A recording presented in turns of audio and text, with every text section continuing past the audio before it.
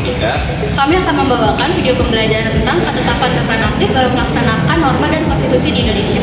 Sebelum masuk ke video pembelajaran, izinkan kami untuk memperkenalkan diri terlebih dahulu. Perkenalkan, nama saya Nisha Wiyarti Usman. Saya Anissa Fitri.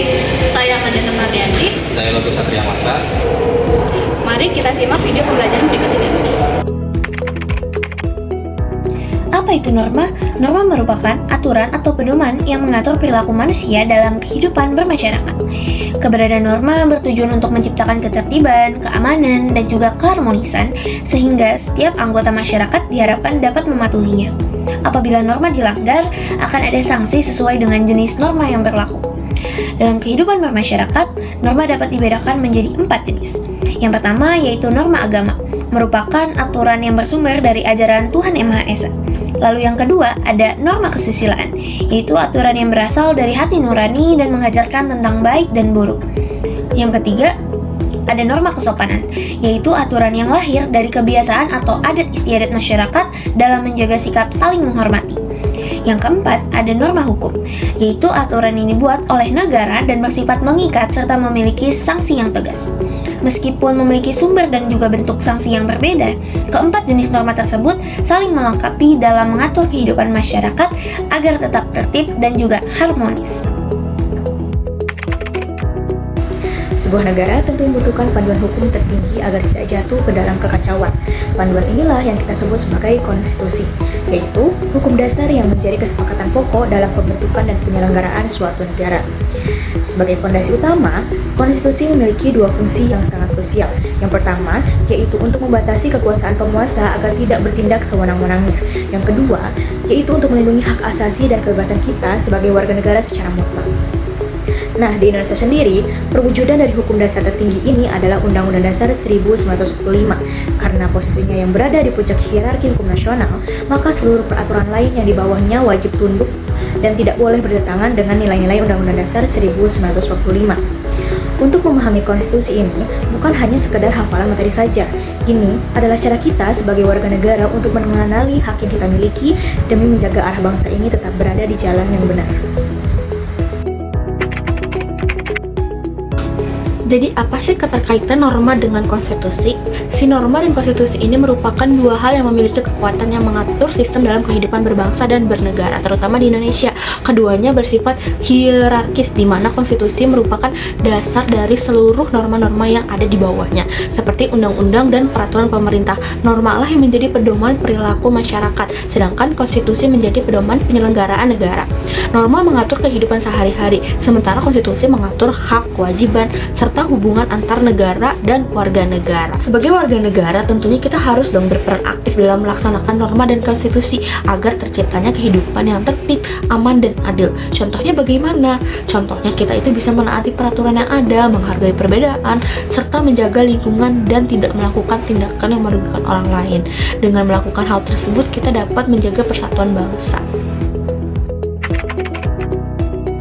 Berikutnya kita akan masuk ke dalam contoh peran aktif dalam kehidupan sehari-hari. Misalnya ketika kita di rumah, beberapa hal yang bisa kita terapkan adalah menghormati orang tua, berbicara dengan bahasa yang sopan dan santun, mendengarkan dan mematuhi nasihat yang diberikan oleh mereka, lalu kita juga bisa menghargai setiap usaha dan keputusan orang tua. Lalu kita juga bisa melaksanakan kewajiban sebagai anggota keluarga, misalnya menjaga kebersihan dan kerapihan rumah bersama, membantu menyelesaikan pekerjaan rumah tangga yang ringan, hingga belajar dengan tekun sebagai bentuk tanggung jawab seorang anak. Dari apa yang sudah dibahas sebelumnya, kita paham jika aturan itu penting. Tapi pertanyaannya, seberapa fatal sih dampaknya jika kita cuek dan tidak melaksanakan norma atau konstitusi itu? Nah, dampak yang pertama yaitu timbulnya konflik. Norma pada dasarnya berfungsi sebagai alat pemersatu masyarakat. Ketika norma ini diabaikan, ego setiap kelompok akan mendominasi sehingga memicu benturan karena tidak ada lagi dasar bersama untuk menyelesaikan suatu perbedaan. Contoh nyatanya dapat kita lihat, yaitu maraknya aksi tawuran antar pelajar atau antar warga akibat kesalahpahaman. Yang kedua, yaitu terjadinya pelanggaran hukum.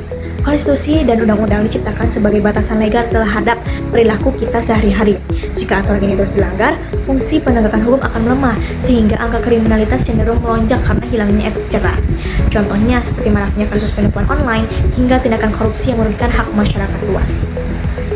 Yang ketiga, yaitu kita akan merasakan hilangnya ketertiban.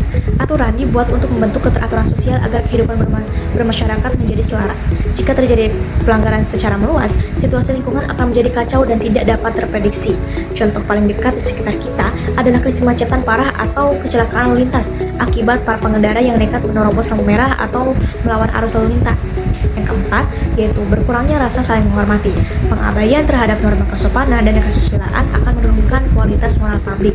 Akibatnya, nilai toleransi akan luntur dan digantikan oleh sikap acuh tak acuh serta mementingkan diri sendiri. Contohnya, seperti di media sosial saat ini, banyaknya ujaran kebencian, komentar kasar, hingga aksi perundungan online. Dan akibat yang terakhir, pelaku tentu dapat dikenai sanksi sesuai aturan. Hukum memiliki sifat yang tegas, memaksa, dan mengikat. Oleh karena itu, bagi siapapun yang melanggar, mereka tidak hanya menghadapi konsekuensi sosial dan masyarakat, tetapi juga konsekuensi hukum yang nyata demi menegakkan keadilan. Contohnya, mulai dari sanksi tilang akibat balap liar, hingga hukuman pidana penjara untuk pelaku kriminal. Nah, itulah 5 dampak fatal jika kita mengabaikan norma dan konstitusi. Nah, kita masuk ke dalam kesimpulan, norma dan konstitusi adalah dua instrumen utama yang berfungsi mengatur sistem kehidupan berbangsa dan bernegara agar tercipta ketertiban, keadilan, serta keseimbangan hak dan kewajiban. Hubungan keduanya bersifat hierarkis, di mana konstitusi berkedudukan sebagai hukum tertinggi negara atau pedoman penyelenggara negara, sedangkan norma yang terbagi menjadi norma agama, kesusilaan, kesopanan, dan hukum menjadi pedoman perilaku masyarakat dalam kehidupan sehari-hari. Pelanggaran terhadap aturan ini akan berdampak buruk bagi stabilitas sosial, seperti memicu konflik, meningkatkan kriminalitas, mengacaukan ketertiban umum, dan merusak moral publik. Oleh karena itu, setiap warga negara memiliki tanggung jawab untuk berperan aktif mematuhi norma dan konstitusi tersebut, mulai dari lingkup terkecil seperti menghormati orang tua di rumah, hingga menjaga ketertiban dan mematuhi hukum di lingkungan masyarakat. Terima kasih telah menyaksikan video pembelajaran yang telah kami bawakan sebelumnya. Kami mohon maaf apabila ada kesalahan dalam penyampaian, baik disengaja maupun tidak disengaja. Sekian, terima kasih. Wassalamualaikum warahmatullahi wabarakatuh.